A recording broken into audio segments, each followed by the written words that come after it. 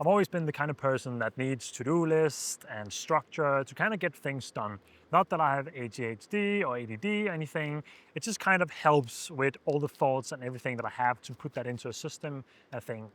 At the same time, I'm quite drawn to tech and everything software and apps and stuff like that. So naturally, I've been pretty drawn to the hype of productivity apps and everything productivity basically. But it sometimes comes with a little bit of a cost, and that's what I want to talk about today. So it's not necessarily productivity apps as a whole, but it's rather removing some of them to actually get more productive. For the past few years, I've been using Notion to kind of try and structure both my life, but especially my business, because being a full-time creative, I've struggled quite a lot with what direction to head in over the past years, and I've changed it up a few times, but every time I kind of tend to try and build this whole thing and system in Notion, and I spend a lot of time doing it, and it's not always paying off the way that I kind of wanted to. And there's two reasons why Notion just hasn't worked out for me. The first one is what I've kind of already talked a little bit about, is there's so much functionality built into Notion that I more often than not get lost in building something that's supposed to make me more productive rather than actually getting the thing done that I set out to do in the first place. And secondly, it's just incredibly slow.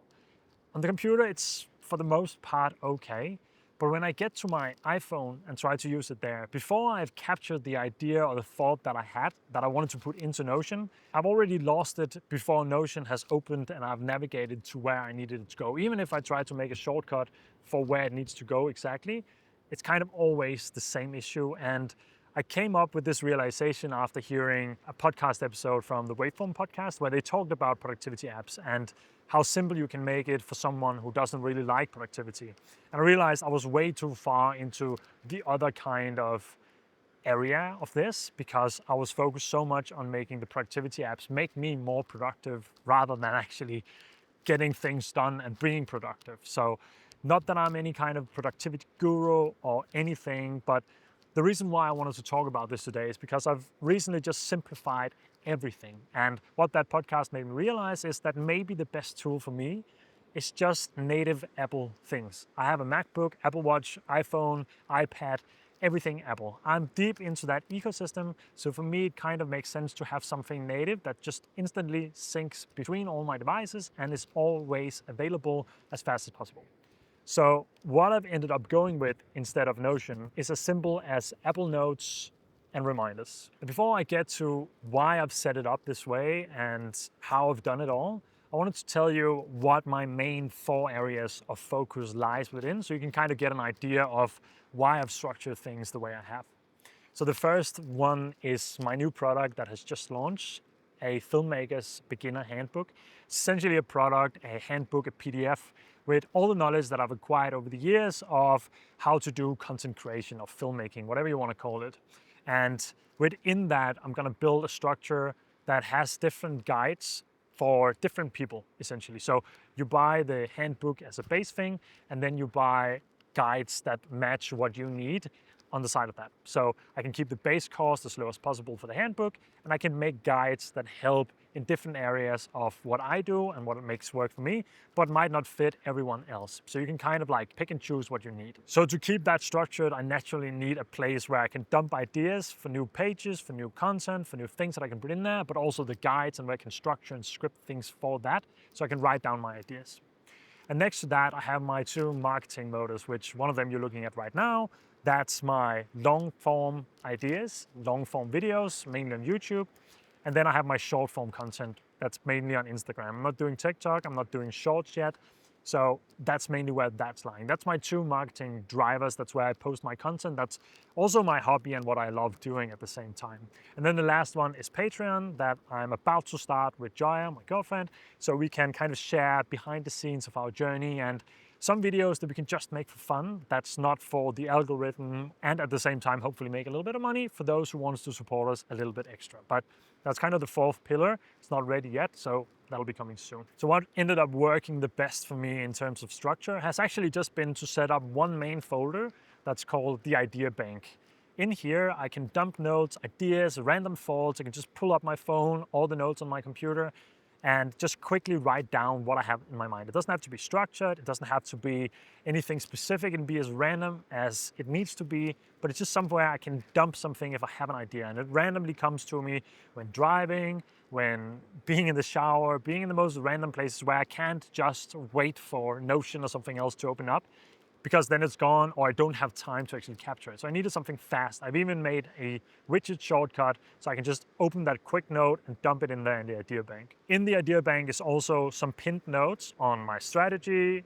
That is where I'm trying to take my business, or what funnels I'm trying to build, and my main problem myself, which currently is trying to make these YouTube videos, because I easily get overwhelmed with making them, but that's a video for another time. And then in there as well, there's also my brainstorming. So I'm trying now every day to do a little bit of brainstorming, coming up with messages that I can deliver both in long form and short form, and then ideas on how I can deliver them, what formats would work, what stories can I tell around it. Try to ideate a little bit every day to improve that and to never run out of ideas, essentially, because that's another problem I've had. So in the idea bank lives those 4 pinned folders, and then lives all the random stuff beneath that I kind of just organize later on. I can move it around, I can copy it into something else and delete it again. That's kind of the whole idea. Below that, I have subfolders for the handbook, for long form and short form ideas. So that's where I will be scripting. That's where I'm organizing the backlog for the handbook, scripting out or putting in ideas that I have for guides that I want to make, and kind of like slowly put things together as like a work area. And the same for long form and short form scripts. This is where, after it's been an idea, I put it in there and I start scripting, organizing it with shot lists if that's needed, and all that kind of stuff. So that's as simple as it gets for me in Apple Notes. And I know it could get a lot more fancy. I know it could track stuff and a lot of things, but that's where I get lost personally. So as much as I would have loved to be a Notion ambassador and talk widely about that, because I love productivity stuff like that, and I love the functionality that's built into that, I've just come to realize that it doesn't really work for me myself. And any other productivity app that's kind of sitting in the same space, not gonna work. I need something simple that kind of just remove the distractions from all the fancy things that I can do. I just need to be able to just type, and that's it. Maybe make a few checklists and stuff, but the basic things Apple Notes can do, so that's it. And then next to that, we have reminders. Reminders I've put into columns. So I have a column for each pillar that I'm working on: handbook, short form, long form, and Patreon. And in there, I've called it move the needle, because that's essentially what it is.